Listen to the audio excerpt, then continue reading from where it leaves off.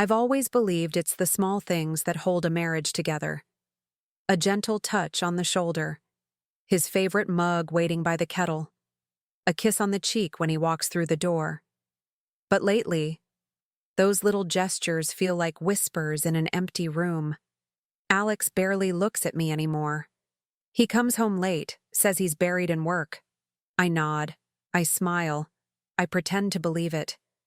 But deep down, something's wrong, and I can feel it in my bones. So I did what I've always done. I baked. I stood in the kitchen, the warm scent of cinnamon and vanilla wrapping around me like a memory. It's his favorite cake, the one I make every year for his birthday. Not too sweet, just a hint of lemon. I poured everything into it. Not just ingredients, but hope.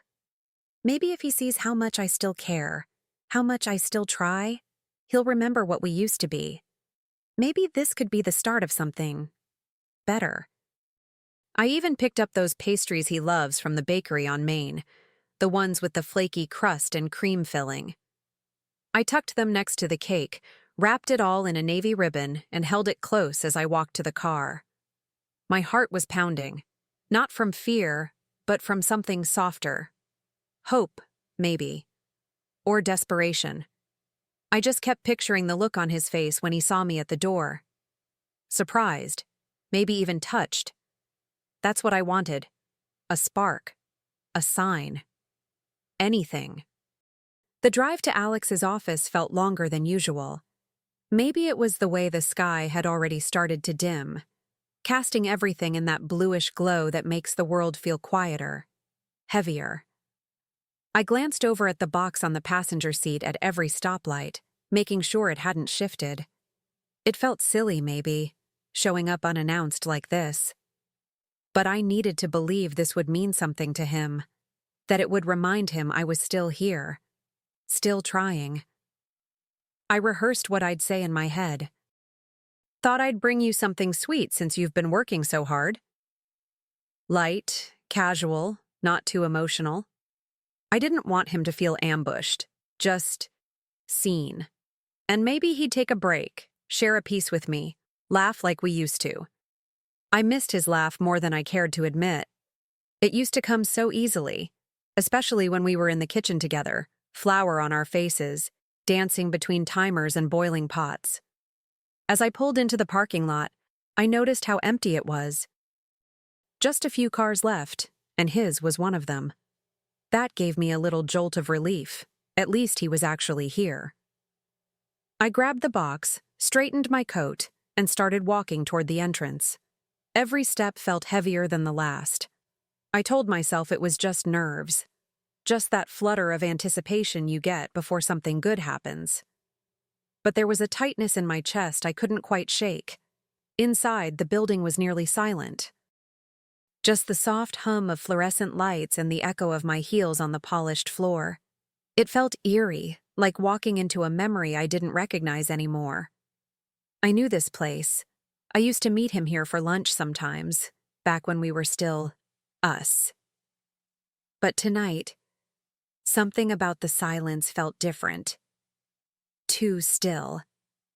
Like the building was holding its breath.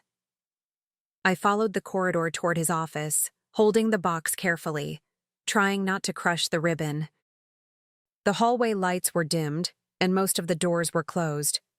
I reached his door, just slightly ajar, and raised my hand to knock. But before I could, I heard it. A low chuckle, a woman's voice. Then, a giggle, intimate, familiar in a way that stopped me cold. I leaned closer, heart thudding. My knuckles hovered midair, frozen. And just like that, the warmth I'd carried all day turned to ice. I didn't move. I didn't speak. I just stood there, one breath away from the truth, cake in hand, heart wide open. And something inside me started to close. Not from panic, not even heartbreak. But something quieter, sharper. Something I wouldn't fully understand until I saw what was waiting on the other side of that door. I don't know why I pushed the door open just a little more. Maybe I needed proof. Not just sound, but sight. Maybe I hoped I was wrong. That I'd see him typing at his desk, alone, the radio playing quietly. But what I saw, it felt like the air had been punched out of me. Alex wasn't working. He was standing, arms around her, lips pressed to hers like she was the thing he'd missed all day. Her hands clung to his shirt, and his face, the softness in it. That's what broke me. I didn't make a sound. I didn't drop the box. Not yet. I just stood there, held in place by something I couldn't name. Shock, maybe. Or the beginning of something deeper. The kind of hurt that doesn't scream.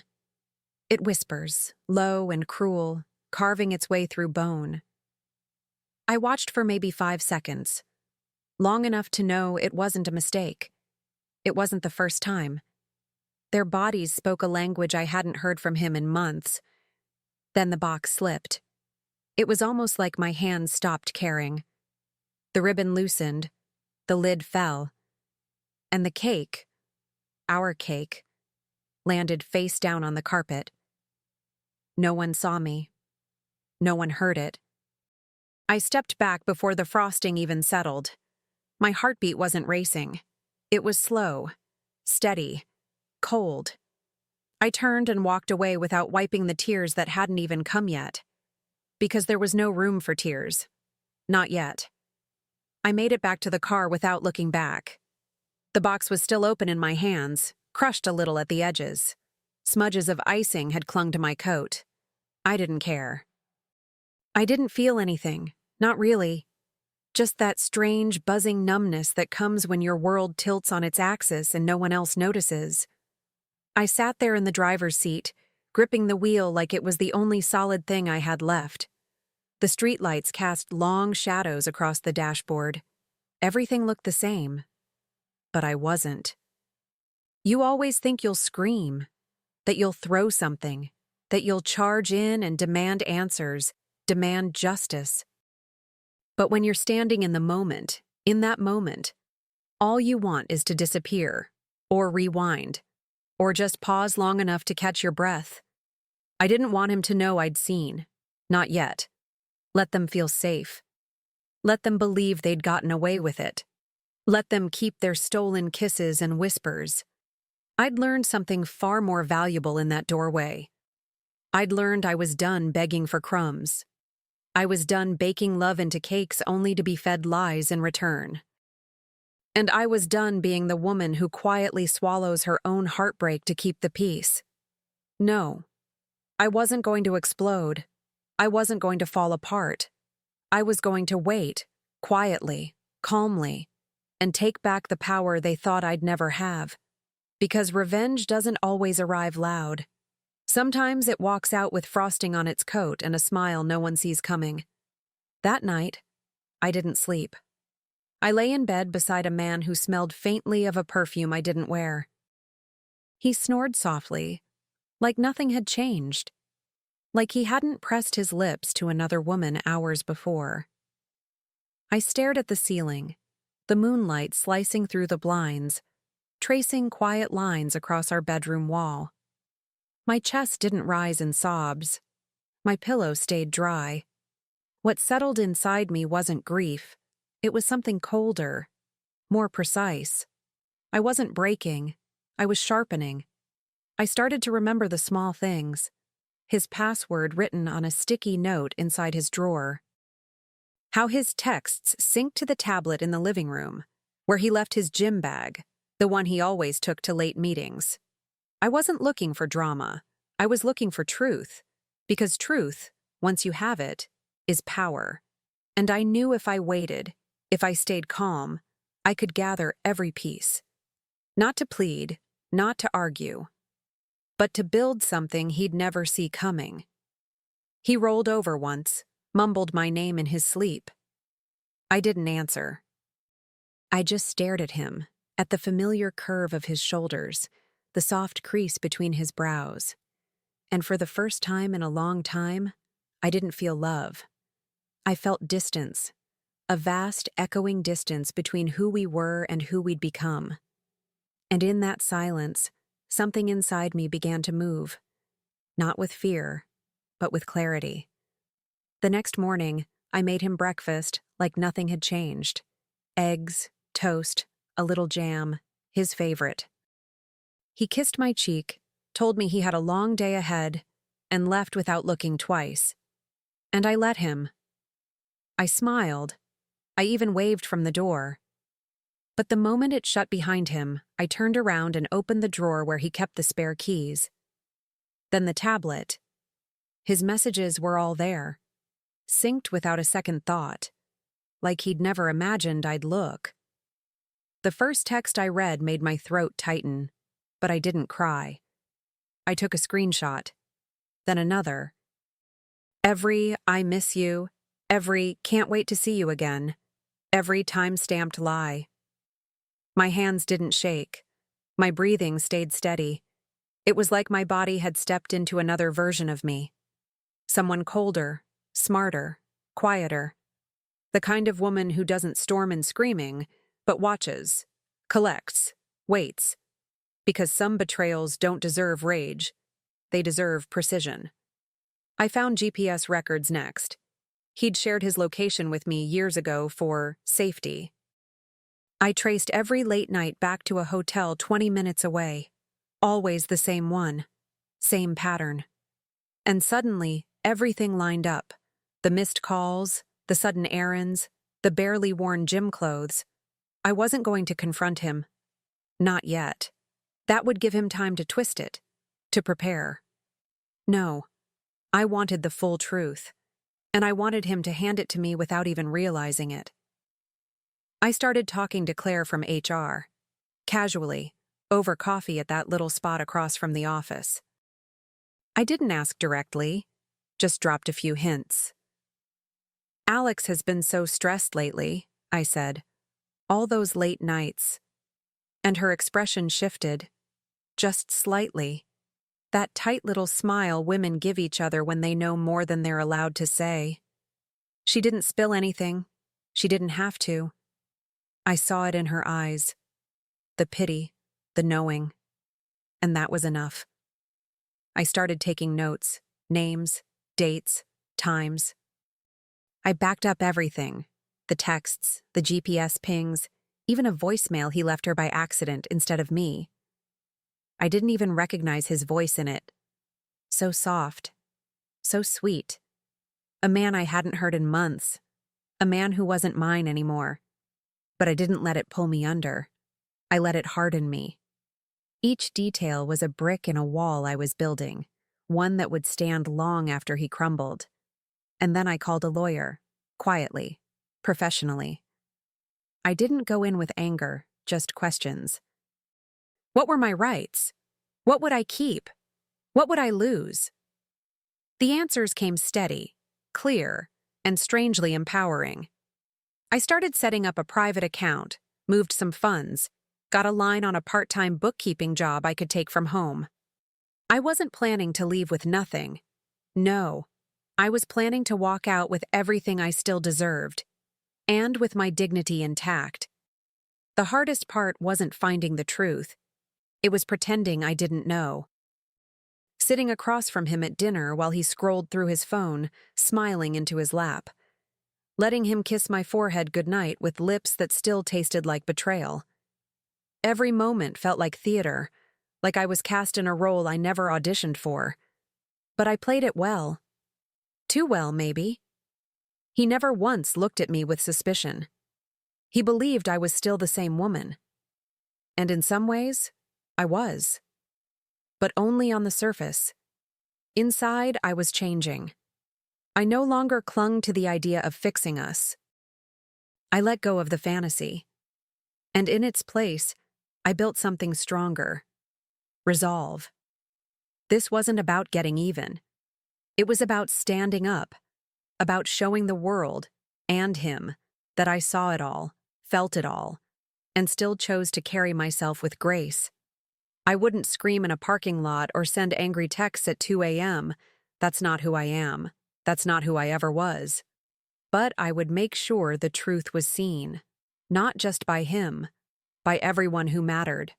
the colleagues who looked up to him, the boss who praised him, the friends who toasted our anniversaries without knowing what he was really toasting to.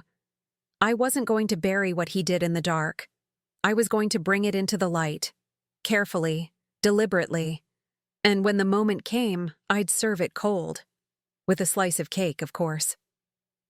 A few weeks later, I sent out invitations. Nothing too formal, just a cheerful little email to Alex's office. "Join us for a small appreciation luncheon," I wrote, "to celebrate all the hard work Alex and his team have been doing." I even included a smiling photo of him from a past vacation. People replied quickly, all polite and excited. The secretary even RSVP'd. I smiled when I saw her name. I knew she'd come. They both would. They thought they were safe. I spent the evening before the luncheon baking. A few cakes, some cookies, even his favorite lemon tart. Every swirl of frosting, every carefully piped word. It was all deliberate. Not out of bitterness, but clarity. I wasn't showing up with rage. I was showing up with poise. I chose a soft pink dress, the kind that says, "I'm at peace, even when you're carrying a secret heavy as stone." I practiced my speech in front of the mirror, short, sweet, sincere. When I arrived at the office with the desserts, everyone was smiling. A few people clapped when they saw me, saying how thoughtful I was. I thanked them all. I hugged his boss. I asked someone to help me set up the projector in the corner of the room. "Just a little thank you video," I told them. "For Alex." And as I adjusted the screen, I caught a glimpse of him across the room, arm brushing hers, a low chuckle, that familiar glint in his eye. He never saw it coming. I waited until everyone had filled their plates, until the room buzzed with small talk and laughter. Alex stood beside me, smiling for photos, completely unaware. He kissed my cheek when someone asked for a picture and I let him. I smiled too, not because I meant it, but because the moment deserved it. Then, with a gentle tap of my glass, I asked for everyone's attention. The room quieted. Forks paused mid-air. Alex looked confused, maybe a little touched. He had no idea. "I just wanted to say thank you," I began. "To all of you, for supporting Alex, for your long hours, your dedication." I spoke softly, warmly, nothing dramatic. "I put together a little video," I added, "just a way to honor the man I've known all these years, a glimpse into the journey we've shared." And with that, the lights dimmed slightly, and the screen came to life.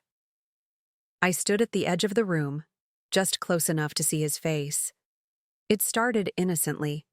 Pictures of our wedding, a clip of him holding our first dog, vacations, birthdays. People smiled, some even chuckled. Alex relaxed, his arm lightly brushing hers again. And then, the tone shifted. The screen showed a message thread, his name at the top, her replies below. "Last night was perfect. She suspects nothing." Then GPS pins, the hotel name, room numbers, dates, and finally, a blurry but unmistakable image, him, her, locked in a kiss in the office doorway. The silence that followed was almost sacred. Like the room itself couldn't believe what it had just witnessed. I didn't move. No one did. Alex's boss cleared his throat, a tight, awkward sound that shattered whatever illusion had been left standing. The HR director stood, straight-backed and expressionless. "The secretary?" She bolted. I heard the door click shut behind her, heels echoing down the hallway like a final punctuation mark. And Alex, poor, stunned Alex, just stared at the screen, color draining from his face. He turned to me, mouth opening like he might say something, anything. An apology, a lie, a plea.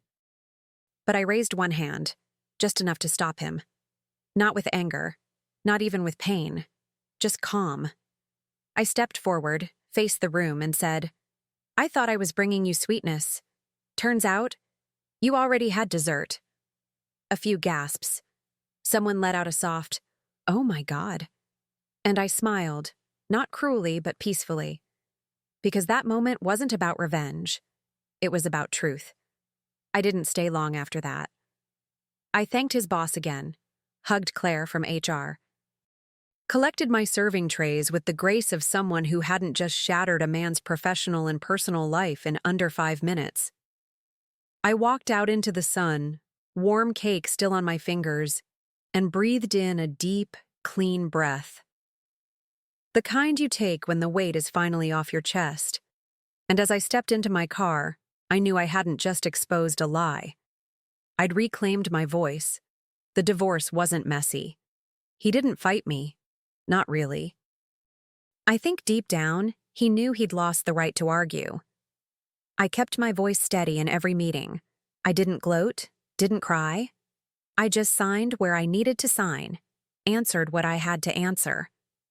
I walked away with part of the assets, the house I loved, and something far more important, my dignity. The silence between us now wasn't bitter. It was just final. And that was enough. With the settlement behind me, I turned my attention to something I'd always dreamed of but never dared to start. A little bakery. Nothing fancy. Just a sunlit corner shop downtown with chipped tiles and a secondhand espresso machine. I spent long nights testing recipes, painting walls, choosing the perfect name. It felt like breathing again after holding it in for too long. Every loaf of bread, every frosted cupcake. It wasn't just food. It was a piece of me, finally rising. People started coming. First, a few curious neighbors, then families, then strangers who became regulars. They'd sip their coffee, compliment the lemon tart, and ask if the woman behind the counter was the owner. I'd smile and nod. I never told them the full story. Not because I was ashamed, but because I didn't need to anymore. I was no longer the woman who found her husband cheating. I was the woman who rose, who rebuilt. One cake at a time. There were moments I still thought of him. Not with longing, not even with anger, just reflection. Like seeing an old photograph of someone you used to know. He became a part of the story, not the whole thing. And that, to me, was healing. Sometimes I'd hear a song we used to dance to in the kitchen, or see his favorite chocolate in the grocery aisle, and I'd pause. But the ache was gone. In its place, a kind of softness, the kind that comes with survival. One rainy Thursday afternoon, I was behind the counter, wiping down trays, when the door chimed. I looked up, and there he was. Alex.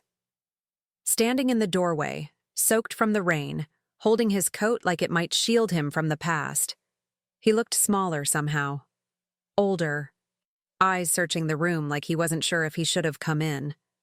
Our eyes met, and I felt nothing sharp, just stillness. A quiet calm. I didn't flinch. I didn't smile either. He stepped up to the counter and cleared his throat. "Smells like lemon. Still your signature," he said. I nodded, pulled a slice of cake from the display, plated it gently. No words, just hands moving with memory. I set it in front of him. "This one's on the house," I said. And before he could speak again, I added, without bitterness, without drama, just like the lesson. He blinked, then lowered his eyes, took a bite, chewed in silence. I watched him for a moment, fork moving slowly, eyes fixed on the plate. There was no apology, no explanation. And I didn't ask for one. I didn't need it. That cake wasn't for him. It was for me.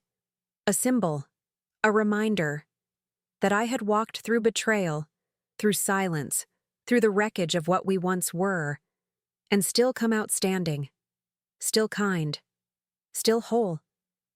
He finished the slice and looked up like he might say something more, but I had already turned away. I disappeared into the kitchen, the warm hum of the oven greeting me like an old friend. Behind me, the bell above the door chimed once more, and then he was gone. I didn't look back. I didn't need to. There were trays to fill, orders to prepare, and customers to greet. Life, my life, was moving forward, and for the first time in years, I wasn't chasing anything. I was choosing, creating, building something that belonged to me, and only me. Some stories don't need to end with thunder. Sometimes they end in the quiet dignity of knowing who you are, and who you'll never be again. I built a new life not in spite of what happened, but because of it. And every time I hand someone a slice of cake, I smile. Not because everything turned out perfectly, but because I did. And that, after everything, is the sweetest part.